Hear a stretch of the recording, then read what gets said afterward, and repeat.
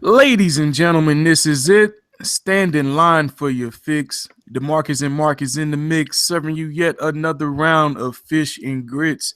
May 18th, 2017. How you feeling today, my man? We back, man. It's been a long time, it feel like. I know, man. It seems like a little vacation, but you kind of miss it when you're away from it more. You know what I'm saying? Because I feel like we've been so eager, so many mishaps coming from my cable line getting cut and me going out of town and Mother's Day. It seemed like everything just been trying to block us back, but I think it's for a good reason. Though. I mean, it really was nothing that we needed to discuss, if you want to be honest, Marcus. There was nothing major besides the draft, and the way the draft fell. I'm pretty sure a lot of people they said it was a record number of attendance. The ratings were out, so I'm pretty sure a lot of people already know where most people went.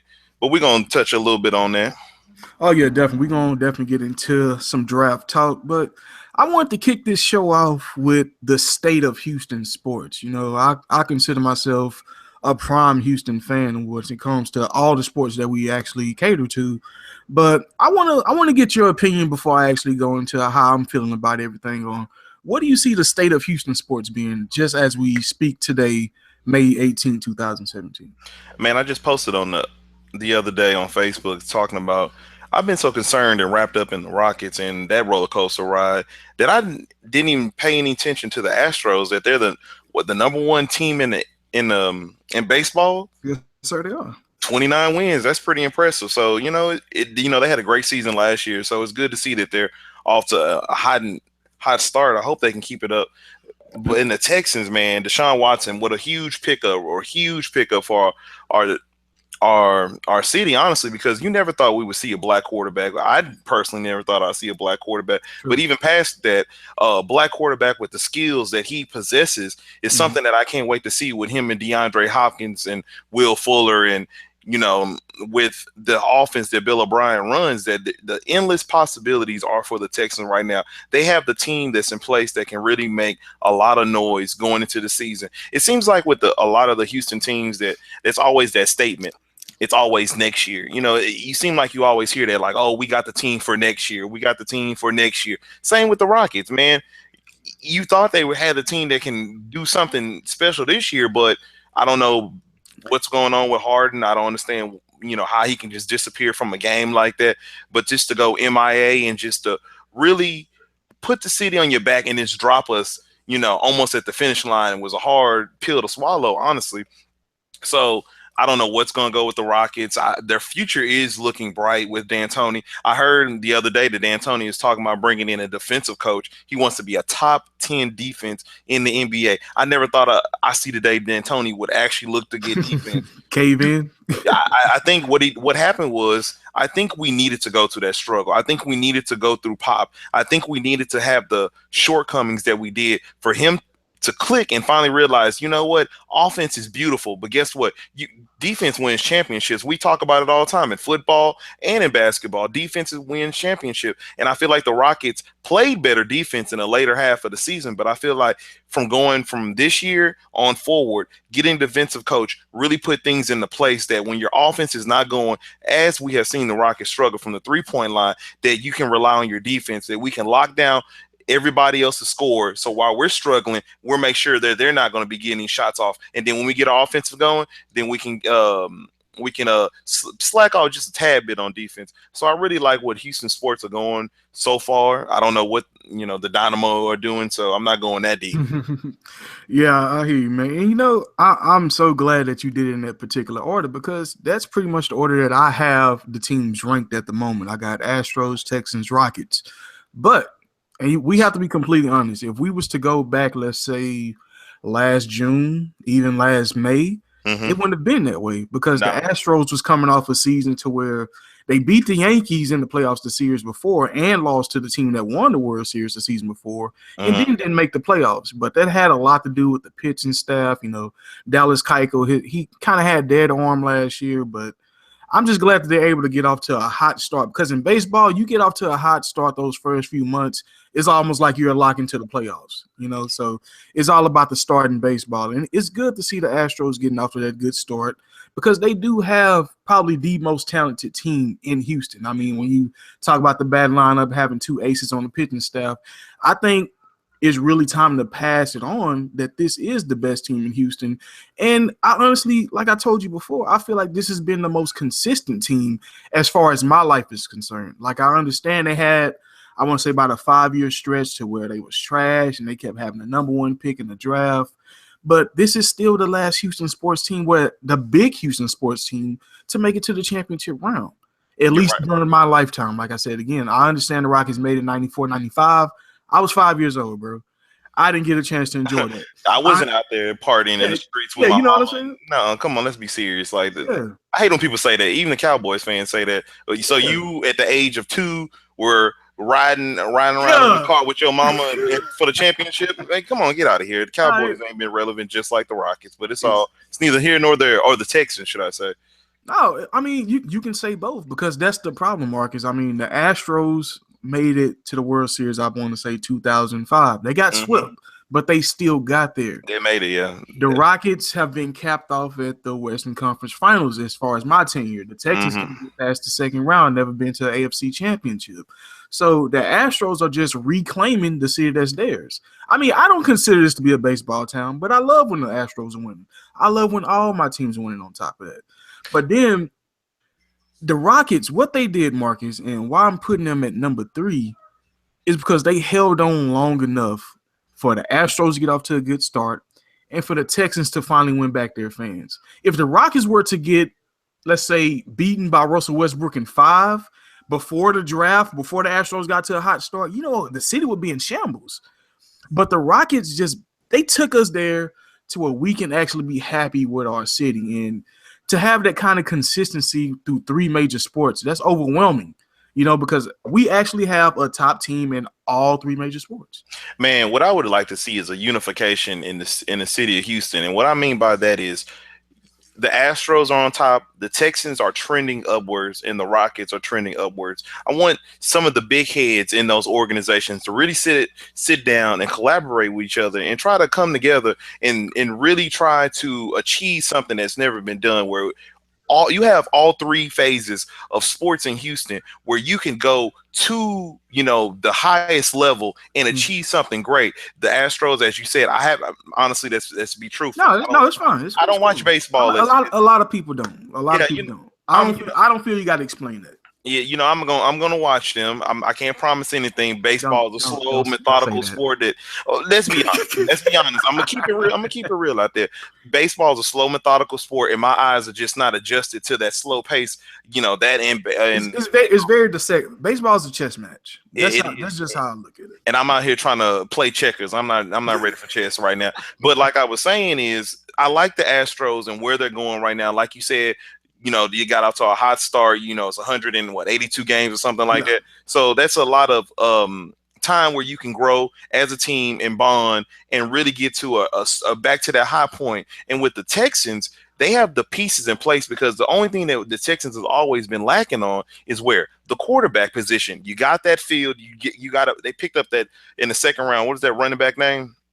We got him in the 3rd round. We got Zach Cunningham in the 2nd round. But Deontay Foreman, he's really going to bring really good. That 1-2 punch that we need with a Lamar Miller type of running back. Because what my problem with Alfred Blue has always been, when you look at the depth chart, Marcus, and you see Alfred Blue, number 28, 6'2", 230 pounds, that should scare you, right? It does. But it seems like when Alfred Blue get out there, it seems like it's gonna be an easy down. Like, okay, he may get 3 yards, he may break for 7. He has no power. He's timid. What I've been telling everybody is, and this is in the Texans' case, to why I like this draft, is because you go back to that Chiefs game where we got shut out and Alfred Blue breaks a run, but he gets caught. Deontay Foreman is gone. There's no catching him. That's a game-changing running back. And I'm not saying we would have won that game, but momentum is key in every sport. So to not score, that's deflating, because you go down there, you miss a field goal, no points. If you get a running back that's going to finish that run, the defense may get a little juiced up. I mean, they did give up a kick return on special teams. So it was just a lot of things that went bad, that if you had a running back that was able to finish that run, you never know what could happen, And if you want to be honest, the Texans can go far, but it seems like the perfect scenario. It just seems like one of those stories. I don't want to say this. It reminds you of one of those stories on watching NBA TV, you know, they do the life of like the football player or something like that, or the championship.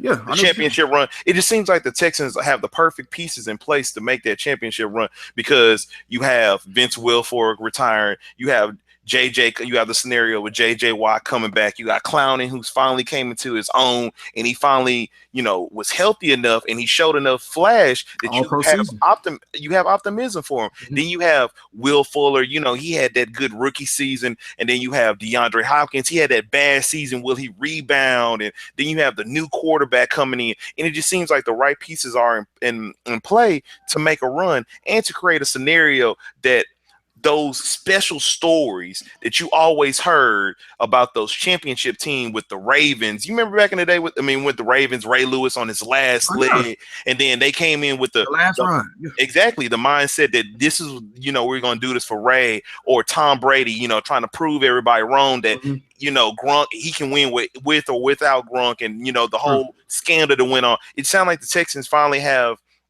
the right scenario to finally make a run. And with the Rockets, you know, they just a couple of pieces away from going far and really competing to the level at where, I mean, you can see them competing at with the Warriors, because they have all the shooters in place. They have the star in Harden. Harden, yes, he fell short at the finish line, but you know what? I was hard on him. I take it back. You know, he had a great season. He is some things he can work on, some things that he knows he can work on. And I kind of like that the NBA called Harden out with the whole drawing fouls, and a lot of the NBA players called Harden out from doing that, because I want him to get that away from his game, because Harden was always so fluid, and I feel like that slowed his game down when he always looking for the foul call. But you know, he doesn't go to the Euro step as he used to. Maybe he's going to finally go back to that jump shot.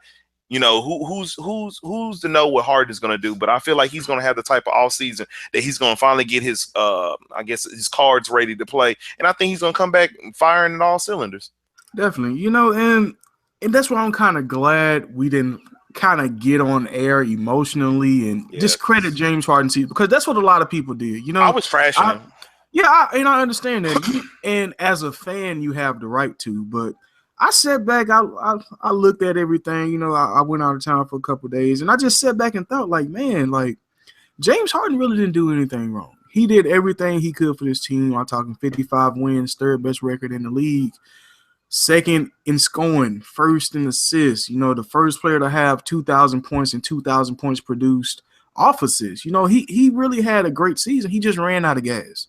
But did we really, let's be completely honest right now.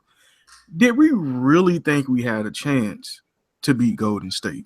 Nobody has a chance to beat Golden State. And you know what? We're going to talk about that later on.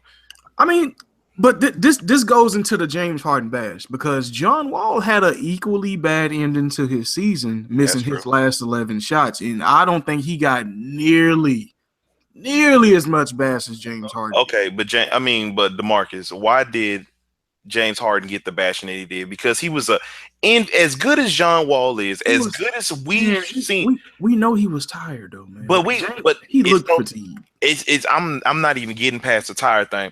The whole thing is, you're an MVP candidate. Some think that you are the MVP, and you go out there and don't get me wrong. He blew it. Like, I honestly feel Game 5 will forever hunt me as a fan. I text you when I said our history is gonna be on the end of this game. I know you're probably thinking, like, what the hell is he talking about? There's still like 2 more games left. What the hell? But I knew at that moment, if we didn't close out Game 5, we were done.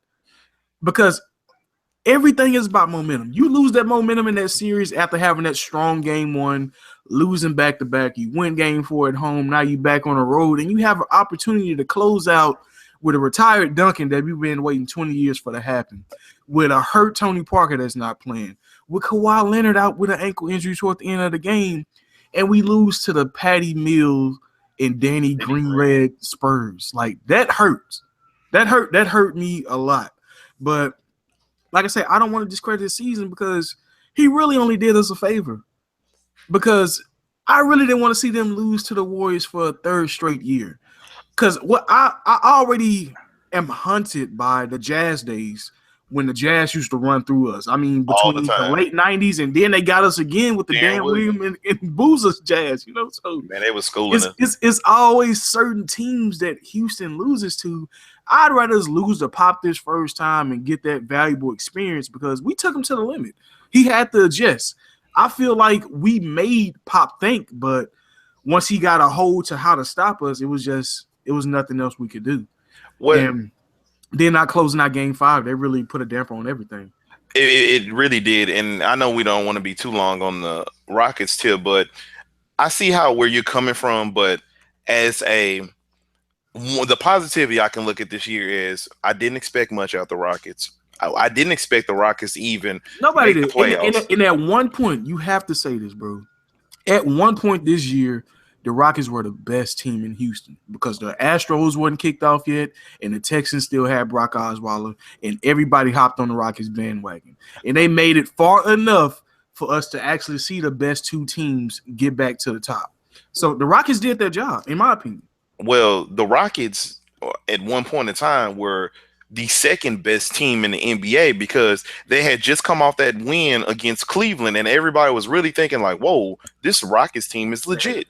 But I'm gonna be honest. Golden State victories over the Spurs, a lot of impressive victories for the Rockets this year. But I like what you were saying, but I can't give James Harden a pass because yes, it's not a pass, and that's what I'm trying to. It's not a pass because James has to be better. We cannot have Game 5 happen again. I mean, we've already had the Blazers series. We already had the first Warriors series that we lost when the last 2 possessions of the game came down to James and he passed to Dwight. Dwight passed it back. Those memories hunt with you. And Game 5 is going to stick around for a long time too. But James has to get better. James is a young star.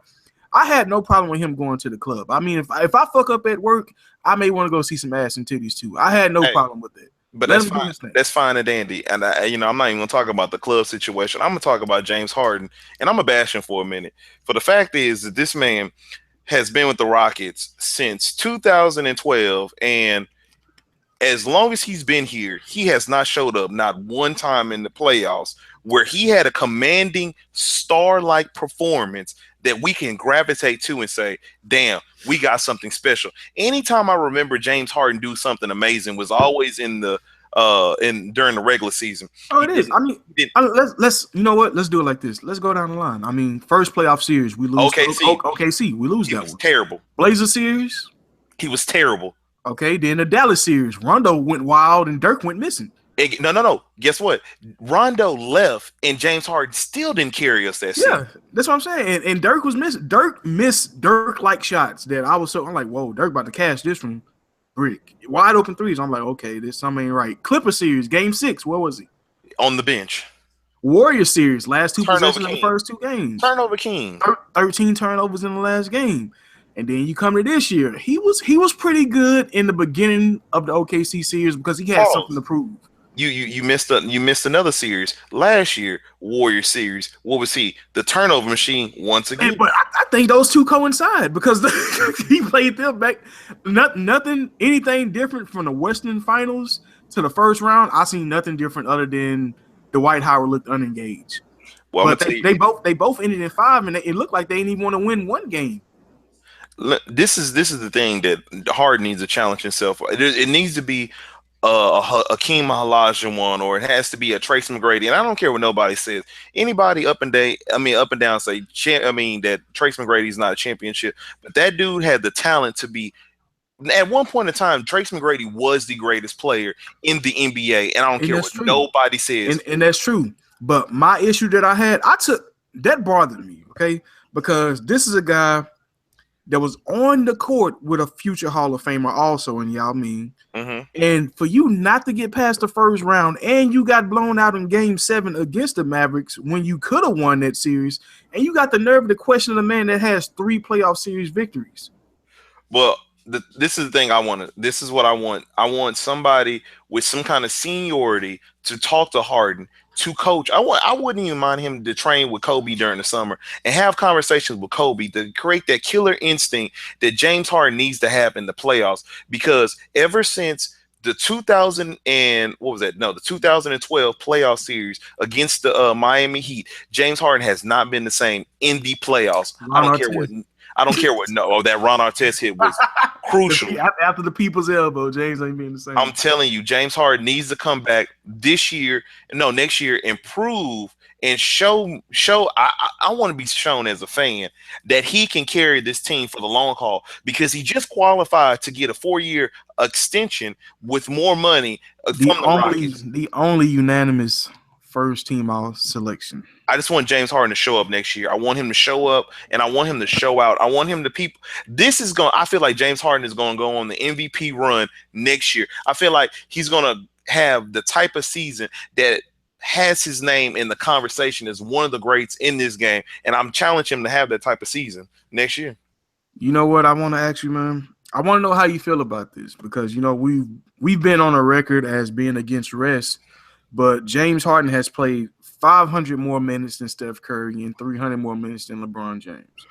How would you feel if he was to rest the same amount of minutes that they did? Would you feel any less of him after we blatantly bashed superstars for sitting out, but clearly James was gassed at the end of the season? If you knew that he would perform better in Game 5 if he had rest, would you still be against it, or would you be for it for the team's success? You know what? It's not the rest factor. What they need to do is they need to get another. That's a lot of minutes, though, man. Well, hold on. But this is the thing that I'm trying to say. It's not the rest thing that James Harden killed James Harden. It's the reliability. We relied way too much, in the usage rate of James Harden was way too much. That the Rockets need another person who can alleviate some pressure off James, that he doesn't have to play that many minutes. That's what he needs. He doesn't need to be resting like LeBron, taking these games off. What he needs is a minute restriction. Instead of playing, averaging like 35 minutes a whole season, he needs to average in the 33 range or 32 range. Just those extra minutes, giving him time to rest, time to give his body to cool down, time for him to recuperate, will help him in the long run and help him in the playoffs, where your team doesn't rely on you. You saw in Game 6 that we relied so much on Harden. Mm-hmm. We could get no offense going. Mm-hmm. James Harden was so possessed. I mean, he wasn't trying to get the ball. He was so passive. He was not trying to be bothered in the offense. It looked like giving up open shots and stuff like that. Yes, but that just showed me that the Rockets rely on him too much, and it can be a bad thing for your team, a la Russell Westbrook. We saw how his team was. When he wasn't going, the team wasn't going. That's not the type of basketball. Yes, it's fun basketball to watch, but it's not winning type of basketball. Type of basketball you need is where everybody is in fluid motion, like the Spurs, and that you don't need a star, that you can still win without your star. And that's what the Rockets need, and that's what they need to focus on in the offseason. Before we move on, I just want to say those 300 minutes that LeBron James played less than James Harden translate to about 10 games worth of playing time at 36 minutes. 10 games. That's 10 games of rest that LeBron got, because he either comes out the game early during a blowout or resting in general. That's staggering, man. That's almost 2 rounds of games depending on how the series go. Maybe 3.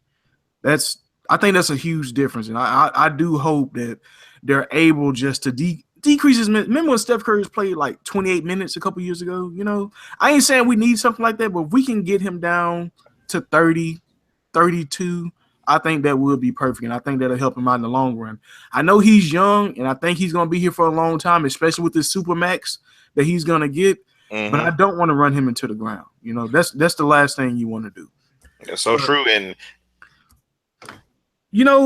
we're in a world to where people take pride in getting things right. The famous words, "I told you so." It seems like everybody wants to be the first to say that. And when we looked at the NBA back in July, it seemed like everybody said, "Oh, man, it's going to be Cavs Warriors Part 3. I want to ask you, Marcus, why is everybody so upset about being right about the NBA Finals, or possibly what the potential NBA Finals matchup could be? I know the series are still being played out. It's not looking too good for either team when you talk about the Spurs or the Celtics. But why is everybody so upset about the NBA being as predictable as it is? Because we all knew. You should already know why is everybody so mad. It's because they're mad about being right. I'm going to tell you, it's the narrative. It's the idea. It was the storylines. You had, okay, here goes this young up and coming team, the Wizards. Oh man, look at the Celtics getting the number one seed. Look at the hot Rockets. Look at the Spurs once again getting going on 50+ win season. The collapse of the Clippers. Look at Utah, the young and up and coming team. Oh man, look at these the hungry look at the Raptors making moves for defensive key pieces. It was all narratives, all stories that hyped up. Is the media hyping up the fact that if you want to step back, we all knew. Oh, and honestly, you want to add this to the Kevin Durant getting hurt. The Warriors look like they were starting to struggle. The Cavs going 23 and 23 over there the last half of the season. It was the storylines and the narrative that there was created, that it was like in a beautiful, I want to say, play form. It's like we was watching a movie, like at the movie, like we read the synopsis of the movie that the Warriors and the Cavs were being in the finals, and it was just filling in the pieces and it just entertained us along the way. We all knew it was going to be. And then what it does is there's two things that I take from this season. One, if the Cavaliers sweep the Celtics and they go to the Western Conference Finals and they lose to the Warriors, what that tells me is A, that the East is that weak. Two, it also tells me that this whole resting situations, a lot of more teams are going to be doing, because guess what? Yeah. The Cavs did a whole bunch of resting and they did a whole bunch of coasting. And what do? They look fresher than most of the other teams.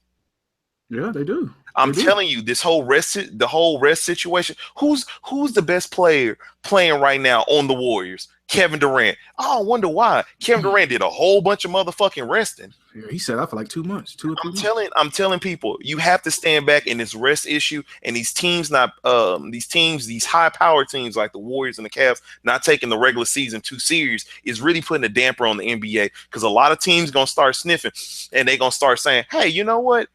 I see what LeBron is doing. Why are we worried about the regular season? Who cares if we get the 8, 7, or 6 seed? We can be fresh, and we can be hungry, and we can make some noise. Yep. How far do you think the Grizzlies would have went if they didn't have to fight for the seeding that they end up getting? How far could they go with a healthier team? Or with the Rockets, what if James Harden wasn't worried about the MVP and he happened just to relax? What if Russell Westbrook was like, you know what? I'm not even gonna settle for the 6th seed. I'm gonna fall down to the 7th seed. You don't think Russell Westbrook could have led the Thunder into a charge against the Spurs and trying to beat the Spurs? As we saw how the Spurs struggle against Memphis.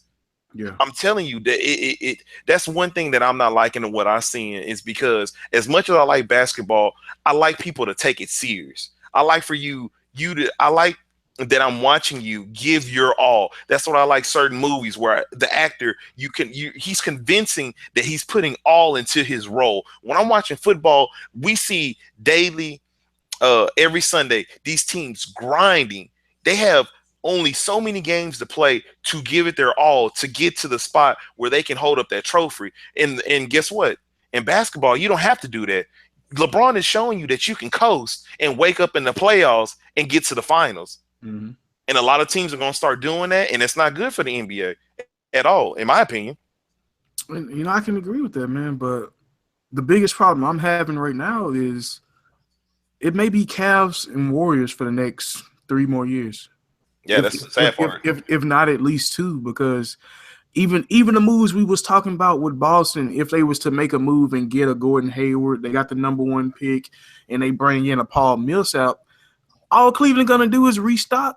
All they gonna do is let go of a Channing Frye and bring in probably a Serge Ibaka. You know what I'm saying? They just gonna improve on the depth that they already have. They can do things. Get rid of a Kyle Korver and bring in a JJ Redick. Yeah, you know what I'm saying? Just get younger. That's just gonna do the same exact thing. So I'm not liking the direction of the NBA, but I'm also more upset at myself because I knew this is what the NBA was. And exactly. Like the rest of America season, I got caught into the Rockets looking good. I got caught into the Raptors. I got caught into the Celtics. I got caught into the Jazz. I got caught into wanting the Timberwolves to make the playoffs, knowing damn well they was going to get swept by the Warriors. I got caught into all these storylines, at the end of the day, we all knew who was going to be in the finals.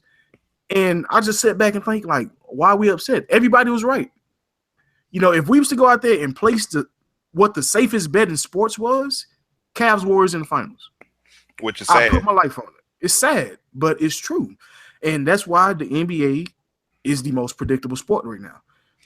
Because we know it's going to be these two Goliaths competing. Like I told you the other day, Cavs Warriors is Kevin Hart. All the other rounds, all his friends. We got to sit there and listen to all his friends tell these whack-ass jokes just for him to come out, and he may or may not disappoint you. And that's the biggest thing for this season, Marcus. If the Cavs and Warriors disappoint, the NBA is going to get buried. That series has to go 7. At least 6. That has to be an all-out war. And let me be honest with you right now. DeMarcus, I don't see that series going 6. I don't see that series going 5. Man, I don't know about that, man. But guess what? I'm gonna be honest with you, and I'm gonna be really honest with you. Everybody is riding this LeBron James hot wave, and woe is me, and everything is good, and in the city. Guess what, man? There's something else that's sticking out in the East that no one else is talking about. The Cavs defense has not changed. If you sit up there and watch a Cavaliers game, the defense is still as bad as it's been in the regular season. What it is everybody plays like they're scared. No, they play like they're scared. The Raptors play like they were scared of LeBron and them. Remember what the Pacers did to LeBron and them in the first round? They challenged them every game. Every game they challenged the Cavs because guess what? They had nothing to lose. Then all of a sudden, LeBron was averaging 30, 35 points, 9 rebounds, 8 assists. Everybody's, oh my God, here comes the stories. LeBron is turning up. This is the best I've ever seen LeBron play. And then what happened? The Raptors got scared. Guess what? How do I know they were scared? You had Kyle Lowry coming out in press conferences already declaring that he was going to be a free agent. You had DeRozan saying, oh, man, I wish I had LeBron on my team. And then you have the Celtics. The Celtics are showing me that they don't have enough. They have the willpower, but guess what? They don't have the skill level to compete. Can't get you past them. Exactly. You don't have the skill level to keep up with the Cavs. And the thing that the Warriors are showing me, they're unstoppable.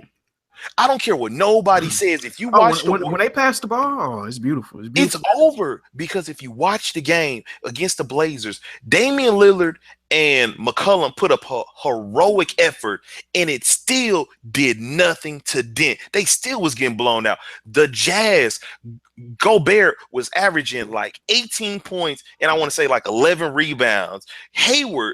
Gordon Hayward was averaging like 22 points a game, and Joe Johnson, it was still hitting up his clutch shots that he was bringing back from the Clippers series, still couldn't do nothing. The Spurs, they lose Kawhi Leonard. They woke up a sleeping beat. They lost Kawhi Leonard, and they woke up the Warriors. The Warriors like, oh man, we slipping. We really playing around with these boys. And what happened? They blew the shit out the Spurs.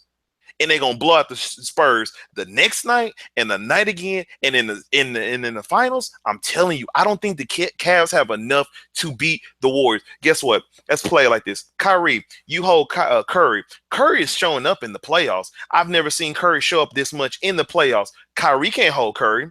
Okay, Klay Thompson. Who's going to hold Klay Thompson? Okay, y'all want to shut down Curry and Klay Thompson? Who's going to stop Draymond Green? Draymond Green is motivated to beat the Cavs because of the narrative that he's been hearing all season that they could have beat them last year if he they would have if he played. Kevin Durant, guess what? He wants that ring. Kevin Durant is having the most efficient season I've ever seen for somebody who doesn't get enough recognition. And you think he's going to go ghost? I'm telling you, they are going to beat the Cavs, and I see a sweep. Game 1 is going to tell me it all. Game 1, watch what I say. And, you know, a sweep would be the worst thing that the worst because that's only going to, like, guarantee that KD ain't going nowhere. Exactly. And that's probably why I'm really hoping that LeBron can at least challenge them and have them break down a little bit, because if they win this year, the goal, like I tell you, I personally believe Curry, Draymond, Klay, all of them, KD, they all want more rings than LeBron. They want to stop him from surpassing Jordan. Exactly. I honestly feel like that's their number one goal. Why not? Why allow him to just take over the league? You know, take his ass down. But it's gonna be sad as shit because nobody gonna have a chance. Like people are gonna regret being the 8th seed, just like I regretted that the Rockets almost won the series against the Spurs. And that's gonna go on for the next 5 to 10 years, and that's not fair, dude. It's not fair, but it's just so funny because it's not fair, but it's like oh so perfect. It just the narrative that LeBron. It's just so funny to me. It's just like LeBron is great. I'm gonna be honest with you. He's a great player. He's cold. We all know his game, but it's just like another roadblock in front of LeBron to stop him from being the GOAT. Who would have thought? Honestly, let's talk about this. Back in 2011, when he got the Heat together, who would have thought that LeBron was going to struggle against the Mavs? I didn't think that. We all knew that he was going to be OKC because they were a young, up-and-coming team. LeBron, we did not think LeBron was beating the Spurs. LeBron wouldn't beat the Spurs again. We knew he wasn't going to beat the Warriors without Kevin Love and Kyrie. We all knew LeBron was going to lose last year, but he happened to end up winning. LeBron has so many roadblocks to overcome to be Jordan that he's not ever going to get there. He has the talent, he has the skill level to be the greatest player ever. But the roadblocks, all the records, he'll have the records. But guess what? The roadblocks will be there. The championships will be eluding LeBron. LeBron really would have been 1-6 in the playoffs. If you want to be honest, he should be 1-6. He should. That's crazy. And this whole conversation, everybody loves to bring up this conversation about the whole who's greater out of Michael Jordan and who and LeBron. Stop it. Like, why do we keep having these conversations? Like, this is getting redundant. Like, yes, he's the best of what we've seen in our generation, but he's not better than Michael Jordan. Right. Let's just cut it out. Let's cut it out. This man, Michael Jordan, was a killer. He faced talent. He faced hard teams. LeBron has been cakewalk to the finals since 2011. I don't care what nobody says. Do you really think Boston Celtics Big Three was really putting up enough effort that you really thought that the LeBron wasn't making it to the finals? Get out of here. I remember this. I think people forget. Let's take it back a little bit, DeMarcus. Do you remember watching the Heat play back in the day? They used to just really embarrass people. It was like walking in the Globetrotters play. Yeah, they was throwing like half-court oops on the regular. That's what I'm talking about. Dunk contest before the games. They were doing this in the playoffs too. That's what made it worse. That you in today's game are able to throw alleys on a team in the playoffs. Just tells you how much respect I do not have for the East. Right. I don't see that going on. As much as I like the Warriors, they doing that now, and we don't see them stopping. So LeBron, I don't see LeBron just going anywhere farther. I don't see him getting any more chips, honestly. If LeBron were to win this year, then I can really put him in the conversation with maybe he might be better than Michael Jordan. But if he don't, then no, he's out of the conversation. If he can get past this team, you're not going to be able to tell them anything. LeBron fans, you can't tell them nothing. You can't tell them nothing right now with the start to his postseason. But if he got past that Warriors team, you might as well call it a day, man, because you ain't never going to win that argument. It's gonna be king this, king that. You might as well if he does do that, man. Oh my God, you may not even watch. I may not watch SportsCenter for like the next 3 months until I find out that it's preseason for football. You don't have that good old parade too. Oh man, let's hop into some NFL draft acts. You know, we actually covered the draft. We already had our picked out winners and losers, and we're just gonna have the audience. Our winners and losers, man. Let's start what you got, man. Who you want to start with? You win or you losing? Let's talk about the winners, man. Let's talk about my winners. Okay. You had the Tampa Bay Bucks. I like the addition of OJ Howard. I honestly feel this way that he was the best player in the draft.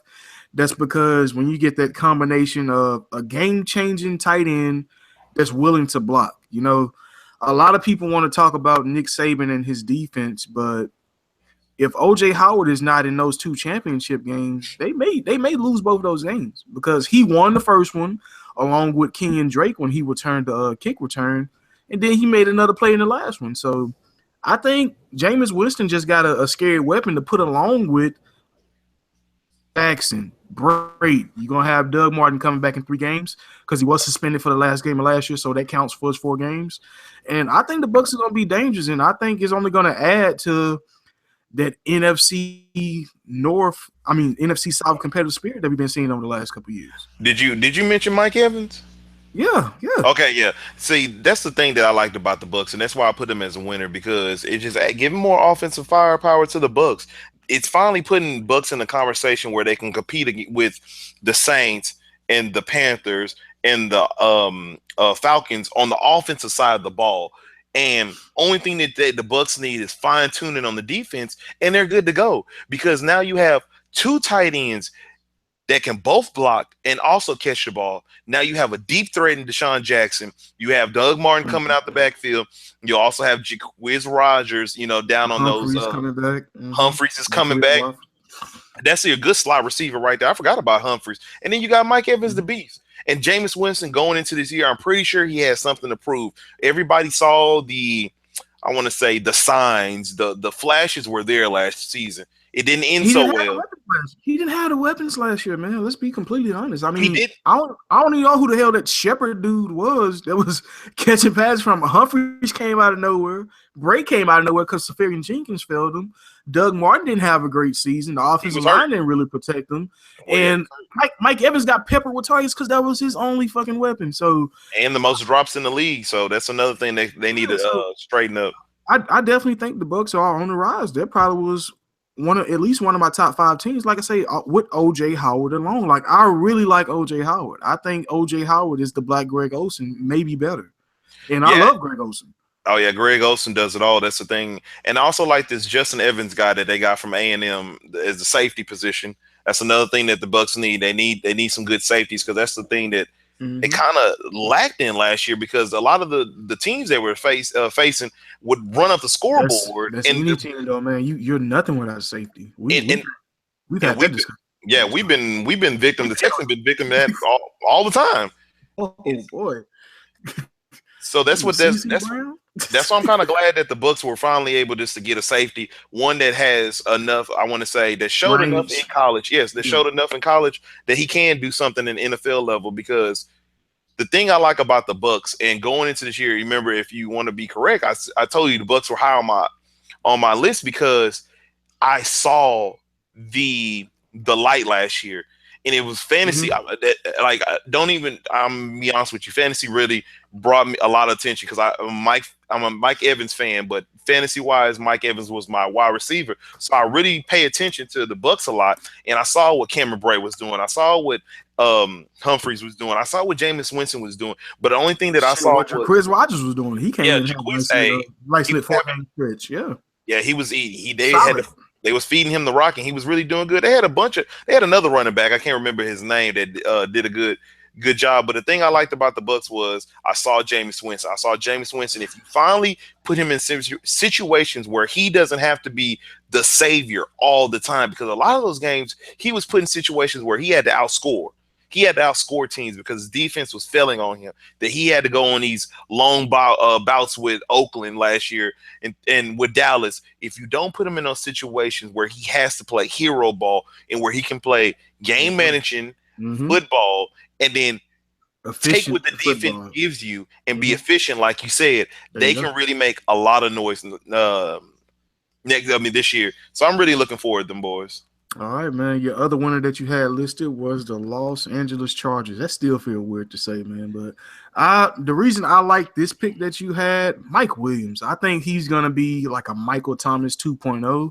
And you know how Phillip Rivers love those big targets. I mean, yes, sir. Vincent Jackson. Floyd, Vincent Jackson, like you just said. Even Antonio Gates, when he had a little spring in his step. Like if you can get some ups, he gonna get that ball in a nice little catch radius to where he can bring it down. And I like the fact that they went out and got some tackles, or at least some offensive line help in general. That's the one thing that one of your losers, I'm not gonna spoil it, that your losers didn't do. You got to protect that old quarterback. You don't want him to get his ass kicked while he 37, 38, then he gonna be ending his career on the injury. You don't want him to go down like that, especially. I'm not even saying they have like a championship window, but you just at least want to have the best ending to his career, like a Dan Marino, to where he can at least make the Hall of Fame, you know? Yeah, and the thing that I liked about the Chargers, as well as what you said, is offensive line help. That's the thing that the Chargers suffer from. That Phillip Yeah. Rivers will always seem like he'll drop back, and guess what? He has all these linebackers in his face, and he can't do much. When you protect your quarterback, you put your quarterback and your team in winning situations. And Phillip Rivers is a type of quarterback. If you can protect him, he can make those game-winning throws. Exactly. And he can also control the offense. And I Mhm. like Mike Williams because he reminds me of like a Sammy Watkins, DeAndre Hopkins type of player, that he has that deep speed, but he can play different. He can run a whole bunch of different routes. And the thing I also like about him is he can get those 50-50 balls. Mm-hmm. I really do like that. And that offensive line help is what I really like. And I really like what the Chargers are doing. Their defense start coming in the form at the end of They the just got to part. get healthy because they're going to get their cornerback. Yes, sir. They're going to get Ingram back. Bosa's going to his second year. So that defense is on the rise. I honestly feel like the Chargers has the potential to be a top 10 defensive team. I want to say top 5, but at least top 10. There's a lot of good defenses out there. And the Chargers, they just have to go out there and prove it. And But even if you say a top 10 defense, guess what? that's They have still good. they Yes. have the type of offense that can be a top 5 because exactly. then you have so you have Mike Williams and then you have Tyrell Williams, who was also balling last year If but Keenan got Allen hurt. can come back to be anything. That's a plus. Keenan Allen, your possession receiver. Hunter Henry, you have Flashing Antonio Gates coming back still, and then you have Yeah. Travis Benjamin, your deep And I- threat. And I honestly feel like the biggest winner on the Chargers has to be Melvin Gordon. Yes, For them not to go out and get any additional running back help, that just means that the backfield is going to be his again. And then hopefully that he doesn't, have all those carries like he did last year. But he really had a great season last year, and I feel like all these offensive weapons is going to really take the top off the defense. And that really, offensive line is going to help out a lot because he Yes, sir. really Great didn't host. have a lot of push. He had to break a lot of tackles, but at least he showed he can do that. So he's going to have those holes that he can run through, and those linebackers are going to be pushed back some. So I can't wait to see what the Chargers are going to do on the big move, and I really want to see if they can do it big with Phil Rivers. Man, he's getting old. There you go. And from the Chargers, let's translate to the first loser that we're going to announce, and that's going to be the New York Giants for all the reasons that we just said. Phillip Rivers has protection. Eli did not get protection. And No, sir. they had the top-rated tackle on the board when they decided to take a project tight end. I mean, if you're going to take a tight end, I would have took David Njoku. I think he's going to be a superstar for the Cleveland Browns, and I think he would have been actually able to come in and play tight end like you need right now. Evan Ingram weighs just as much as a receiver. He has to learn how to pass block. He's purely a pass catcher, and you drafted him in the first round as a project with your quarterback on his last legs. And that's the thing that I didn't like about that's why I say that they're losers to me, because that offensive line help. Because Eli, if you want to be honest, Eli doesn't have that many more years left into him. He's been taking a beating all these years. He's a turnover king. And the NFC East wants to get after his ass. Everybody loves to say that he's a turnover king, but why is he the turnover king? Because his offensive line doesn't stop anybody to get into the backfield. And he never had a lead offensive lineman. Never. No. And the Giants have the defense in place. They have the offensive weapons in place, even though they needed. I don't know why they haven't addressed that running back position, and they just did not get the offensive line. That's why they're the biggest loser, because you have everything in place. It's like having a quarterback. That's like this. You have a beautiful car. You got the leather seats, you got the fresh paint job, you got the rims, but you ain't got no motor. It's like, what? Where you going? You look nice. Where you going? Don't take some mean ass pictures. Same with the Giants. The Giants got all these beautiful pieces, but where you going? And that's the thing, that they gonna have to pick up some type of offensive lineman to really help out Eli. And then, like you said, you pick up a project tight end. If you're gonna pick up a tight end, give me a tight end that's gonna block, that can pick up on these linebackers that's getting through these weak linemen. And they didn't get that. You didn't even get a running back that can block for Eli. So that's why they're a loser. Yep. I can definitely agree with that. But I still gonna like my Giants to be number one in their division. I mean, it's just based off the grade, but I mean, still the Brandon Marshall pickup was great. I still think it was a good pickup. Odell going into his third season, and Paul Perkins gonna have to step up. I mean, I don't think they took a elite running back outside of the guy from Clemson, but I don't think he's gonna be competing for the starting job. I think this job as far as New York Giants is concerned, it's Paul Perkins' job to lose. Mm-hmm. And then you have also is Rashard. Did they let Rashard Jennings go? No, he's still there. That bum. So he's still gonna have that bum. So I want to see what he's gonna do. But my boy Sterling Shepard, that's another good wide receiver. Yo. Oh, they got a trio of talent, but like I said, Evan Ingram can step in and probably produce on the offensive end, but they could have did a lot more than the project tight end in the first round. That's just how I feel. Can I let's deviate for 2 seconds. How funny would this be? Eli gets hurt. They throw Geno Smith in there. And Geno balls. Davis Webb. They drafted.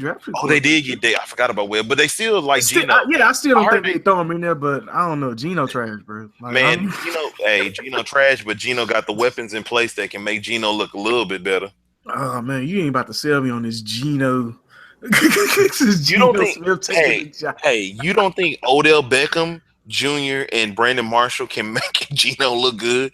I think I don't think I want to see that though.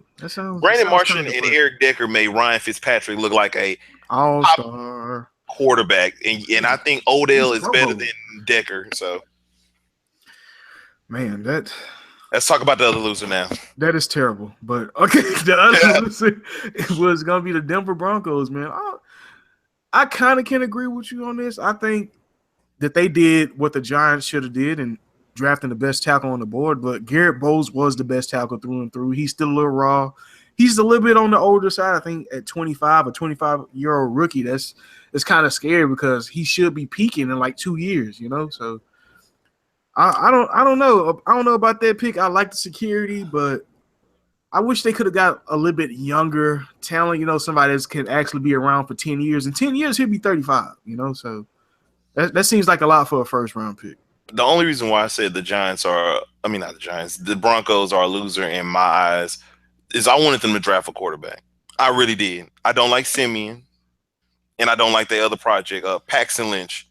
It wasn't much right there, though, man. I mean, I think the quarterback that went after the first 3 was DeShone Kizer, and if you take DeShone Kizer in the first round, I think we'll be bashing them a lot more than taking Garrett Bowles. That's true. So they're not really a loser. I really didn't. There was not a lot of teams. I see what you're going because they didn't really improve it. For a team that just won a Super Bowl 2 years ago, they kind of taking that Ravens route. Exactly. They just kind of coasting. So I understand exactly what you mean by being disappointed because even though you don't have all the same talent with DeMarcus Ware retiring and you don't have Peyton Manning and things like that, you still have a solid roster and probably a top 3 defense in the NFL. So you still got to take advantage of these moments and not just settle for Trevor Siemian and Paxton Lynch. So I understand exactly where you're coming from. That's the only thing I was getting. I thought they were going to try to make some moves and some trades and try to move up and grab get a little aggressive. But that's what I thought. The Denver Broncos. I thought that he was going. What's his name? The GM, and it's just John Elway. John Elway. I thought he was going to be aggressive in this draft and try to go up there, get a quarterback, and finally make some moves because he has everything in place to make a run. You just picked up Jamal Charles, then you have what's his name coming back, the other running back. I can't remember his name at the moment. And then you have CJ Anderson. You have him coming back. Booker? Exactly. You have Booker back there. Then you also have Demaryius Thomas. He's not getting any younger. Then you have Emmanuel Sanders. They have not getting any younger. Shit. Exactly. They have a win now roster, but they have to put the quarterback in place. And that's what I thought they were going to do. That's why they were my loser. But if I want to, it makes sense because you're wasting a championship caliber defense. And if you want to take them out of there, I would say that probably I would give then the Jacksonville Jaguars a loser because I still to this day think we'll get to them. Okay. That's one of mine right there. Go for it then. We'll get to them. Now we're gonna start with my winners though, man. My number one winner has to be the Washington Redskins. Yes, sir. I think they got a steal. We're getting the top 5 pick in Jonathan Allen. You backdoor, you bring in Ryan Anderson. As far as the linebacker is concerned, that's 2 Alabama stud defensive players that can plug and play, be 10-year starters off rip. And then I think the steal of the draft for me personally was Samaje Perine. I mean, you talk about a running back that was paired with Joe Mixon, who was considered great. So just Samaje didn't get a lot of the credit. But this guy went to the combine, repped out 27 on the bench, ran a nice lit 40 time. He's hard to bring down, and I think he's going to challenge for that starting spot. And I honestly feel he should be a part of the running back group that should be in 1,000 yards. So you want to say him and who? Kelly? It should be him, Robert Kelly, and because they letting what's the name go? Oh, you talking about Thomas? Yeah, I think Matt Jones is gone. Yeah, Matt Jones is gone. Thomas. They still got the little scat back that they had got from Georgia, but Thomas, but I think P. Ron is going to be leading this team in rushing once the year ends. I think that him going along with Kirk Cousins, and then you still got Jordan Reed, Vernon Davis, whatever you can get out of Terrell Pryor. I think that offense is still going to be able to compete in the NFC East. I don't see them making the playoffs, but as far as the defense is concerned, I think they just got 10 times better by plugging in Jonathan Allen and Ryan Anderson. Exactly. Those were two big pickups because their defense is what they need to really work on because they have the pieces in play on the defensive side of the ball that can really make some noise with picking up what's his name in the offseason. For the Redskins? Yeah, what's his name? Man, what's his name? They be running his mouth from the Carolina. Oh, they been had him. Oh, you talking about Josh Norman? I like Josh Norman. No, I was saying that they have from last offseason. Yeah, okay. They have the pieces in place that on the defensive side they can make moves. And the thing that I would have liked for the Redskins to do is probably draft a wide receiver. You lost Jackson and you lost Pierre Garçon. I would think that you want to make a splash and grab another wide receiver because you can't have what's his name? You got Dotson. You got eventually got to get somebody Dotson. Man, Dotson is not good to me, man. But he's not good, but he's about to be given the ample opportunity with at least what people can consider the top 10 quarterback. At the very least, I think Kirk Cousins is a top 10 quarterback. He's a top 10 quarterback. So maybe next year, what the Redskins would do, what they'll probably do is they'll probably have that's true. They may have okay. So this is if I was the Redskins. If they have let me say they probably win 6 games. Okay, they win six games. Next draft, focus on the wide receiver position. Once you get you some good quality wide receivers, and if I hope Kirk Cousins is still there, then the Redskins will be back into the conversation of maybe they can win that division. Maybe they can really challenge for that division because guess what? The defensive pieces will be in play.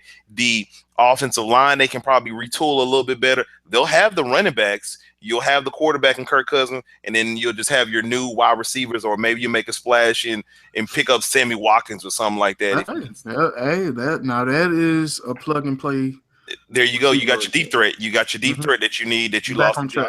Exactly. So you know what? The Redskins. Honestly, this division is going to be exciting to watch going into. It's going to be exciting to watch going forward. It's probably going to be the most electrifying division. Honestly, it should be. They got stars on all the teams, especially with the Eagles. I don't think either one of us included the Eagles, but I liked everything that they did. Yes, sir.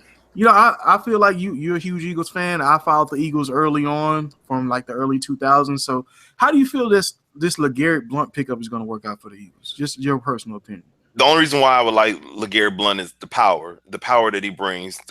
But the thing about LeGarrette Blount is we seen how you looked with the Steelers, and he didn't look that great. He had a great season with the Patriots last year. I want to see if he's not just part of the system, that he can does he really have that talent that carries to another team, and it's not just the team made you look good. You know what I'm talking about? Yeah. That's the thing that I'm looking for.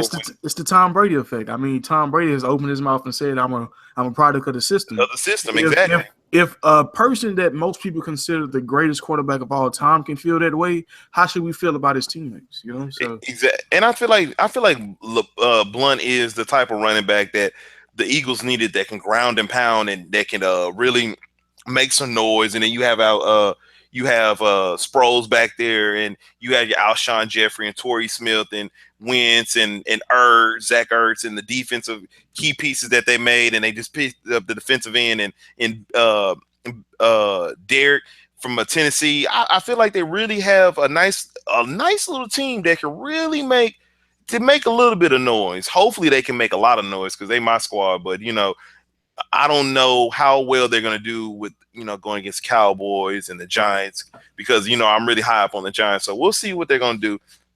Cool, man. And, for my other winner, I had to go with the San Francisco 49ers. I mean, for a rookie GM, I think John Lynch went out there and killed the draft. I mean, when you're able to trade down one pick, bring in more assets, with those same assets, you was able to get back into the first round and select what most people thought was one of the best players in the draft, and Reuben Foster, even though he may have a shoulder issue.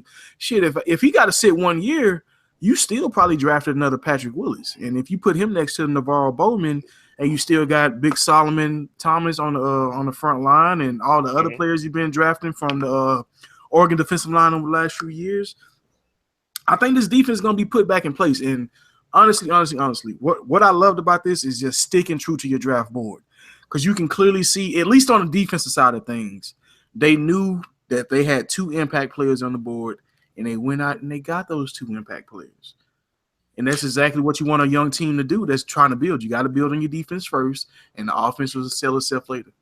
Exactly. And another thing I like about the 49ers, I like this quarterback that they got for Iowa. They got a nice backup quarterback. So you don't how do I say this? They have the veteran presence of Hoyer. He's going to be good, man. Like, he's going to be real good. I feel like he doesn't have starter potential, but he has good backup potential, a good filling potential when you have Brian Hoyer. He's like the official bridge quarterback. Whenever you're still looking for that franchise quarterback, you just, all right, let's find Brian. He's like the Charlie Batch. Oh, there you go. The Charlie Batch, the journeyman of the reliable. You can throw in there and he'll have a surprise. He may not kill you, but he may not win a shootout. So. Exactly. So, I think the Niners, I think they had a really good draft. And the thing that I liked about the 49ers is, like you said, they focus on defense first, and that offense will come. That's what you need to do. And that's the thing that the 49ers slacked up on. The defense was the worst thing about the 49ers. You have some key pieces on that offense, and the running back, and my mind is really going haywire today. I'm not ready. What's the running back name? Carlos Hyde? There you go, Carlos Hyde. You have Carlos Hyde, and then you have, you just had to get some nice wide receiver options. There's no telling who might want to come your way if they end up getting Kirk Cousins. So, hey, I heard that's still that rumbling still going on. So I really like what you picked in the 49ers. Definitely, man. And to stay in that same division, I'm going to start my first loser, man. I got to go with the Rams. I mean, I understand that you traded your pick to get, but I just don't see. I don't see that panning out. I'm not a big fan of Jared Goff, and I'm starting to believe that Carson Wentz is probably the better quarterback. So you don't have a first round pick, and then you get into the second round and you drafting a tight end. I mean, damn, this is one of the worst offensive lines in football. And I understand the offensive line class has been weak. You didn't have a first round pick, but you don't take a tight end when your goddamn running back can't get out the back of the field. And then why the fuck would you get excuse my language, matter of fact, we can cuss on here. Why in the hell would you draft a tight end and you have Lance Kendricks, who's supposed to be your tight end that's you of the future? Bro, that was stupid. Makes no, like, you don't have the luxury. When I talk about sticking to your board, I understand you may have best player, but what is this tight end? This is pretty much your first round pick. Regardless where you draft them at, this is your first person that you took off the board. And a tight end is what you want to go with. Then you follow it up with Cooper Kupp. He could be nice. I like him. I like Cooper Kupp, but I think that was their best pick, Cooper Kupp, because I feel like it was so many more options they could have gotten in the second round. It could have been some linemen out there that can protect this young quarterback and this young running back, because Ty Gurley cannot go another year where he's averaging like 3 yards a carry. Y'all not going to get nowhere. Exactly, and that's the thing that I didn't like about the Rams. Y'all didn't take one late. They took no lineman, bro. Like, out of all teams, y'all needed a good offensive line more than anybody, because Todd Gurley is running behind nothing. He is running behind nothing. And you know who's a big disappointment though? Now that we talk about Greg Robinson, he really sold them the biggest wolf ticket I think we've seen from the left. But he got paid. He got paid. I mean, it's not as much as it could have been like for like Robert Gallery when he got over on the Oakland Raiders, and they also declined his 5th-year option. But Greg Robinson, he was a second pick in the draft, in the same draft where they drafted Aaron Donald like 10 picks later. They could have had Khalil Mack and Aaron Donald. They could have had a lot of different combinations of players versus a Greg Robinson who, oh my goodness. The thing that I don't understand the Rams, it's just like, do y'all want to be mediocre? I don't understand it. It's like you get rid of Jeff Fisher and you sell everybody on this premise that, oh, we're trying to get better. And then you do this dumb shit. I just don't understand it. It's just the Rams look like the type of organization that just does not want to prosper, that does not want to see those glory days that, of what is the name? Kurt, what is Kurt Warner, the St. K Warner. Days? Yeah, the days of the high flying power offense. They just want to stay all, because like you said, Jared Goff is not the answer. We've seen that. We've seen how timid and small he is. Like Hard Knocks show. He looks so thin. Oh. Yeah, he looks smaller than I thought he was. I thought he was way bigger. And like you said, Wentz looks like the real deal with the Eagles. And I don't know what the Rams are doing. I really don't want to talk about the Rams. So the Rams can just really kick rocks for all I care. They can really leave that stadium and just let the Chargers have it, because most of your fans not gonna want to see your bullshit ass play. And shit, I think the stadium just got delayed. They said because of the rain. I thought it don't rain in California. Now they're saying it's gonna take like another 4 years for it to be opened up. I guess Tony lied to us. Lied. Goddamn. It's raining in Southern California. Ain't lying. You know, man. For my last loser, the one that you cheesed, the Jacksonville Jaguars, and the only reason I got them as a loser is because Jacksonville could have captured off the perfect offseason. When you bring in A.J. Bouye to solidify your cornerbacks along with Jalen Ramsey, you bring in Calais Campbell. You got the young linebackers coming back and Miles Jack Fowler. You still got Paul Pusley. You got some solid safety play. All you had to do was be smart in this draft. And what I say about being smart is because when I look at Tom Coughlin, I think he wants a quarterback that's going to have poise, leadership, and all the intangibles. I honestly felt like he wanted Deshaun Watson. Like everything in my heart said that he wanted Deshaun Watson. And that's why I told everybody, like, hey, if he can get past Jacksonville, we got a chance to get him. Because I think that's the only team that may be able to draft him. Because just look at his coaching tree. I mean, he coached with Parcells. Parcells also coached Belichick under O'Brien. So it's all like the same brain trust. So I feel like they all looking at the same thing on field or on film, or they at least evaluate everything the same. So if I'm the Jacksonville Jaguars, if I take Deshaun Watson first round, I'm still able to get Cam Robinson in the third round. Then I was to backdoor and take a Deontay Foreman in the third round. I feel like I'd win because you're still getting an elite running back. I mean, it's not Leonard Fournette, but he's as close to Leonard Fournette as you can get, along with putting some competition behind Blake Bortles. See, and the Jaguars are a loser for me because I know you're not a fan of Blake Bortles. I personally think Blake Bortles is going to work on his mechanics in this offseason. And I hope he does. I've heard the rumors, and I've seen a few press clips. I'll wait till week 1. Yeah, that's what it's all going to come down to. But I heard he's been working on his mechanics. What I call them a loser is the fact that they drafted Fournette. Why did you not draft McCaffrey? McCaffrey was the type of running back that Jacksonville needed. They had a power back. They had Chris Ivory. They got 2 power backs. You had 2 power backs in Yeldon. You had Yeldon. Just cut Gerhardt. I mean, he don't count, but still, like you had Yeldon, and you had Yeldon. They use him as a power back, so I'm just going. But you have him, Chris Ivory. You have McCaffrey, who could fill in on all the dump offs that Blake Bortles would probably need to start using, because if he's not as good, quote unquote, as you think he's going to be, I think that having a running back there that you can drop it off like a Danny Woodhead type of running back, and to have the speed like McCaffrey has, could really help Blake Bortles, could really have shaped Blake Bortles. He has all the offensive weapons that you need at the wide receiver position. All you needed was a running back that could give you those, everything is failing. I don't want to just overthrow the ball or force the ball somewhere. Let me just take this check down. And that's what they needed. But you know what? They did what they wanted. They thought they needed Fournette. They cut Chris Ivory. So I want to see how Jacksonville is going to do. But I hope Jacksonville don't become this type of team that have the pieces in place but don't go anywhere. Because I'm tired of them being irrelevant. But I like the pieces in play. You know what I'm talking about?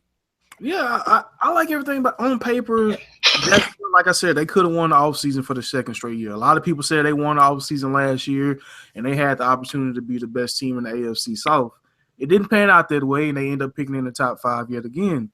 But I just feel like they could have did a lot better with this draft. I mean, I'm not a GM. I'm not going to say I can do everything perfect, but I honestly feel like if I was to create competition at the quarterback spot for Blake Bortles, who I pretty much got on the contract for the next 2 years, and I also have the option to franchise him.